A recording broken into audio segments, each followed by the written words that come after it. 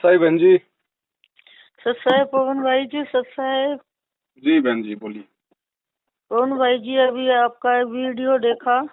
जी पहले अभी कुछ दिन पहले तो वो मंजू से किसी वो रण सिंह जी की बात हुई थी ना। जी जी। हाँ, तो उनने कहा बुला लेना और मेरे पास आके बात कर, है ना। हम्म। और अभी वो जेल वाला एक वो वीडियो अभी अभी देखा पवन भाई जी। जी कसम से आप अगर हमारी शंका समाधान नहीं करें ना तो हमारी तो भक्ति में कोई र- समझ में ही नहीं आया कहने का मतलब। और हम तो बिल्कुल अज्ञान इंसान है, हम तो अब आपको ही समझते हैं हर चीज के लिए। और आपने इतना अच्छा बोला, और एक शब्द के लिए थोड़ा दिल उदास सा हो गया पवन भाई जी। थोड़ा सा इतना समाधान कर दो जरा सा जी। कि कभी भी जब तक जिन सांसें हैं तब तक गुरु जी के दर्शन हो जाएंगे ना। बहन जी, कबीर भाई जी सागर है ना, कबीर सागर। मैं भाई जी मैं अभी भी इतना इस विषय में मैं रो तो मेरे मैं आंसू भी समझ सकता हूँ निकलते हैं। बहन, समझ सकता हूँ। आत्मा का असली पति हमें अब मिला है तो आत्मा तो रोएगी भाई, दर्शनों के लिए रोएगी। भाई जी मैं एक बात और बताऊं, जी। थोड़ी सी इसकी शंका भी करिए। मैं जब भी माला और जाप करने बैठती हूँ ना भाई जी, मैं मेरी आंखों में बहुत आंसू आते हैं, मैं बहुत रोती हूँ। जैसे आपके शब्द सुन के थोड़ा धैर्य बनता है। चिंता ना करो बहन, परमात्मा है ये तो। देखो बहन, अब हर जीव को कोई भी बात एक ही तरह से समझ में नहीं आती है, इसलिए परमात्मा अपनी आत्माओं में निमित्त करके ना कभी प्यार से भी समझवा देते हैं, कभी थोड़ा सा आक्रोशित होके भी समझवा देते हैं। और ये भाई जी मैं यूँ पूछना चाहती हूँ, आपको तो काफी इसका ज्ञान है, हमें तो बिल्कुल भी नहीं है। मेरे आंखों में आंसू क्यों आते हैं जब मैं जाप करती हूँ बहन जी, गौतम का। आपका प्रेम है परमात्मा के प्रति, ये आपके अच्छे भक्ति संस्कार हैं। आप अच्छी आत्मा हो परमात्मा की। ये तो मालिक ने बताया कि ये तो सबके आने चाहिए, और जब तक नहीं आएंगे तब तक समझो परमात्मा में अभी आपका वो प्रेम नहीं बढ़ा। मेरे को तो दिन और रात लग रहा है भाई जी, आपसे बात भी कर लेती हूँ ना तो थोड़ा सा समाधान समझ में आता नहीं। बाकी मैं तो बहुत ज्ञान हूँ इस बहन जी, मामले बात में। कुछ नहीं है। हमारी तो केवल इतनी कोशिश है सत्सेवकों की कि जितनी संगत इन काल एजेंटों के झांसे से निकल जाए उतना अच्छा है। बाकी परमात्मा तो परमात्मा भाई, वो तो समय पे आएगा। उसका वचन फैल नहीं हो सकता, कबीर सागर फैल हो सकता है, लेकिन हमारे गुरुजी ने जो वचन बोल दिए अपने सत्संगों में वो फैल नहीं हो सकते बहन। भाई जी इन्होंने ये टीवी पे ही बंद करवा दिया है ना बहन जी, प्रोग्राम ये वगैरह। सब धार्मिक धंधा चल रहा था, आपस में इनमें फूट पड़ गई भयंकर। पैसा कोई किसी को दे नहीं रहा। राजस्थान वाला राजस्थान में खा रहा है, अपनी प्रॉपर्टी लेके पटक रहा है। एमपी वाला एमपी में अपना खा रहा है, ले रहा है। आगे कोई पैसा दे नहीं रहा। सबको पता है आगे भी तो पैसा बर्बाद होना है। महेंद्र कौन सा उस पैसे का धार्मिक भंडारा करेगा? वो भी तो खा रहा है, अपनी प्रॉपर्टी बना रहा है।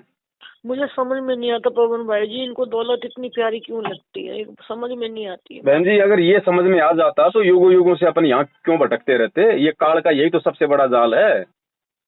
काल इतनी आसानी से जाने देगा का बहन? नहीं जाने देगा, हर संभव कोशिश करेगा। अभी तो देखना अब क्या क्या ड्रामे करेगा, देखते जाओ आप। पवन भाई जी आप जैसे भी देखो इंसान है, आप पे कितने वो लगाते हैं ये लोग। क्या है कि जगत और भगत की तो बनती नहीं है, तो जगत वाले भी नहीं लगते, तो गुंडे हैं एक तरह से देखा जाए। गुंडे में भी थोड़ी बहुत रहम दया इंसानियत मानवता होती है, इनमें नहीं है इनमें नहीं है। ये। और इनकी बेटी में भी लैंग्वेज है। उस दिन सुनी थी वो रणजीत से बात कर रही थी, फिर वो उन्होंने कहा तू आ जा या मैं आ जाऊं, है ना। तो फिर शक पका गई, क्योंकि चोर तो डरता है ना पवन भाई जी, जी समझे नहीं। बहन जी, बस इनका सत्यानाश होना बाकी है। ये परमात्मा का वचन है, और ये भक्ति मार्ग 1000 साल ऐसे थोड़ी चलेगा। 1000 साल के लिए परमात्मा तैयार करके जाएंगे ना, तो ये परिवारवाद और वंशवाद को जड़ से खत्म करके जाएंगे, और ये उसी ये की प्रोसीजर हो रही है। खत्म सही होना है है। इनको। जो कोई गलत काम करता है तो उसकी बुद्धि खराब करता है, तो वो फिर उसका पतन तो निश्चिंत ही है फिर। निश्चित ही, और क्या है। अब परमात्मा, अब समझदार को संकेत काफी है। अब बस भगवान बस। कोई फोन आएगा या कोई संदेश आएगा तो गुरुजी रोएंगे थोड़ी कोई बच्चों की तरह धाड़ मार मार के। अरे ये नहीं तो नहीं। उससे भी भयंकर रोना है ये। जो गुरु ये कह दे कि मुझे दुखी मत करो, और हम्म, तुम्हारे कारण मैं भी दुखी हूँ, मैं रो रहा हूँ, मेरी तरफ देख के चलो। ये हम्म। है, ये कोई धाड़ मार के नहीं रोएगा, लेकिन इसने इशारा कर दिया। नहीं वो तो मैं आपका शब्द समझ गई, पर इनको इतनी भी वो नहीं आती है, पैसा कोई लेके तो जाएंगे नहीं ना, यहीं तो रह जाएगा सब कुछ। तो जी भक्ति इतना करो ना, जो साथ में जाएगा। तुम और हम जैसे एक मीडियम आदमी है, ठीक है, गुजारे के लिए जरूरत है, इतना ऊपर परमात्मा दे रहा है अपन को, है बहन जी। ना। भक्ति करने के लिए आप और हम हैं, ये सिर्फ सीधे काल की तरफ से आए हुए हैं पृथ्वी पे, ये क्यों भक्ति करेंगे? इनको जो सेवा काल ने देके भेजी है ये वही करेंगे। इसी चीज को तो संगत ने समझना है। ये लोग नहीं समझ सकते, जब तक ये लोग नहीं मिटेंगे तब तक ये खात्मा नहीं हो सकता बहन। ये लोग समझ नहीं सकते ज्ञान से, इनके अंदर ज्ञान समाएगा नहीं। बिल्कुल सही है, क्योंकि स्पेशली काल ने इनको भेजा ही इस सेवा के लिए। परंतु क्या है कि परमात्मा ने आपको निमित्त बना के भेज दिया ना, हम जैसे अज्ञानियों के लिए तो। नहीं तो हम तो कुछ जैसे आपसे एक धीरज बनता है हमारे को, और ज्ञान भी मतलब गुरु जी के द्वारा आप द्वारा निमित्त से हमको मिलता है ना। बाकी हमारे को तो अभी तो हम नए हैं, हमें तो पता भी ये पता नहीं होता, पहले पता होता तो मैं तो। अब पवन जी आप ही निमित्त ही हो, समझ लो, गुरु जी का आधार बना के आप ही समझा रहे हो, तो हम समझ रहे हैं कहने का मतलब। हम तो कुछ जानते ही नहीं, ठीक है। पर मैं पवन जी ये कहना चाहती हूँ, जब भी मैं माला करती हूँ मेरे तीनों टाइम ऐसी ललक रहती है, तो मेरी आंख में कुदरती माला लेते ही जाप करते करते खूब आंसू पड़ते हैं।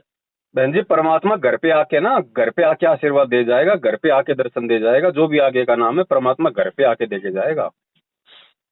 ये मालिक है, ये शब्द स्वरूपी है। ये दे तो खाली दिखाई दे रही है बहन जी। ये भक्ति विश्वास की है बहन।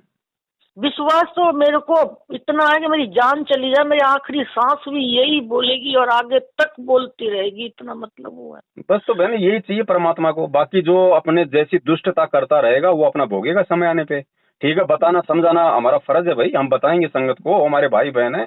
हालांकि संगत हमें कुछ देने वाली नहीं है और ना हमें संगत का कुछ चाहिए, लेकिन हम अपने गुरु के प्रति अपना शिष्य धर्म निभा रहे। कल को गुरु ये ना कह दे कि नालायक इंसान, जब तेरे को सारी बातों का मालूम था, सच्चाई का पता था, चुपचाप हाथ में चूड़ियां बैठ के कायर बन के छक्का बन के अपने घर में क्यों बैठ गया तू? तेरी क्या कोई जिम्मेदारी नहीं थी मेरे पीछे? तो बहन जी हम तो उस बात से डर के कि कल को परमात्मा हमें ये दोष ना दे, हम तो अपनी सेवा कर रहे हैं। बाकी कोई भाड़ में जाए, समझे तो समझे, ना समझे हमारे जैसे तो अज्ञान तुम्हारे से बहुत खुश है, सारे इन्हों को छोड़ दिया नामदार केंद्र से तो बिल्कुल। और देखो कैसी गालियां बोलते हैं, जब इनको सच्चाई बताते हैं ना तो फिर कितनी गालियां निकालते हैं ये लोग। हैं ये बहन जी सच है, सच के सामने ये कुछ नहीं बोलेंगे। निकाल लो गालियां, गालियां निकालने से क्या होगा भाई? हमें कुछ नहीं होता गालियां वालियां निकालने से। मार लो, पीट लो, जो इनको कोशिश करनी है ये कर लो। ये सत्य का मार्ग है ना, हम छोड़ेंगे? अब नहीं छोड़ेंगे। हम धोखा खा चुके पहले। गुरुजी ने कह दिया बेटा पहले शिक्षा नहीं थी, तू धोखा खा गया लोगों के कहने से। अब की बार मैंने सब कुछ दे दिया, जो मेरे पास था मैंने कुछ कमी नहीं छोड़ी। अब भी अगर धोखा खाएगा तो नालायक तू फिर गधे से ऊपर योनि फिर तू कभी पाएगा नहीं फिर। तो अब की बार धोखा नहीं खाएंगे बहन, चाहे कुछ भी हो जाए, घर छूटे, परिवार छूटे, अरे भाड़ में जाए परिवार, पर ये सब मालिकें हमारी क्या है बताओ? आज से पहले कहाँ थे ये, आगे कहाँ जाएंगे हमें क्या पता भाई। हमें तो अपने आत्म कल्याण से मतलब है। ठीक है, जब तक परमात्मा ने जिम्मेदारी दे रखी है बाल बच्चों की वो भी निभाएंगे, लेकिन भैया उनके पीछे नहीं मरना हमें। एक पवन जी भगत मुक्ति ने पूछा, हमारे से थोड़ी सी दूरी पर रहते हैं, उन्होंने पूछा कि आप उनसे बात करें पवन भाई जी से, तो उनसे ये पूछना जैसे अपने ये जो इन्होंने नाम लिया होता है ना, दीक्षा ली होती है, अगर उनका अंतिम समय हो जाए तो घर वाले उनको दूसरी तरीके से रीति रिवाज से ले जाए, तो वो क्या कर सकता है इंसान? कुछ उसमें कोई दोष तो नहीं है? कहाँ पे? शमशान घाट में? जैसे समझ लो मेरी ही डेथ हो गई जी, मेरे यहाँ पे किसी ने नाम नहीं लिया, मैं बता रही हूँ आपको। तो अब मैं तो उनको कह सकती हूँ और वो अपनी उसी हिसाब से मेरा ऐसे कर दे, तो उसमें मेरे को दोष लगेगा? ना, उसमें कोई कुछ नहीं है। वो आप जैसे आपने शरीर छोड़ दिया, शरीर छोड़ने के बाद वो चाहे जो मर्जी पंडित बुलाएं, चाहे काजी बुलाएं, चाहे कुछ भी करें, उसमें हमें क्या लेना देना? तो मैं किसी का करूंगी नहीं। बाकी मेरे साथ जो करें तो उसमें मेरे को तो दोष नहीं लगा, मेरी भक्ति तो खराब नहीं होगी। आत्मा निकलने के बाद में शरीर का कुछ भी करो, फिर आत्मा को कोई दोष नहीं है, वो करने वालों को दोष लगता रहेगा। आत्मा तो परमात्मा के साथ ही चली जाएगी, आत्मा का कोई मेरे शरीर का कुछ भी करें ये बिल्कुल। और अभी ऐसी चिंता ना करो बहन, अभी ऐसी चिंता ना करो। अभी परमात्मा धरती पे है, आपकी आंखों के सामने परमात्मा आपके बच्चों को लाइन में लाके दिखा देगा। सही बात है, आप चिंता ना करो बहन जी, एकदम से पलटेगा। आप देखना, ये प्रोसीजर परमात्मा की चल रही है। ये तो मूर्ख है जो समझ नहीं रहे संगत वाले। ये जो वैश्विक जो परिस्थितियां जो बदल रही है, जो दुनिया में संकट आने की स्थिति पैदा हो रही है, ये सब उस परमात्मा का पैदा किया हुआ काम है। आप देखना लोगों को लाइन पे लाने का, बचेगा वही जिसकी भक्ति करने की इच्छा होगी, जिसके धर्म में आस्था होगी, नहीं तो सब जाएंगे। परमात्मा को टेंशन नहीं है, चाहे लाख मरो, चाहे 20 करोड़ मरो, चाहे मरेंगे तो मरेंगे। यहाँ भक्ति करने वाला बचेगा इस पृथ्वी पे। अब देखो हमारे घर में ना पहले कहाँ सुनी होती थी और बोलते भी थे ना पवन भाई जी, लेकिन क्या परमात्मा की दुआ से अब कोई ऑब्जेक्शन नहीं करता। अब तो मैं बहुत तेज तेज टैप में बजाती हूँ उनकी आरती, संध्या आरती, रमैनी सब।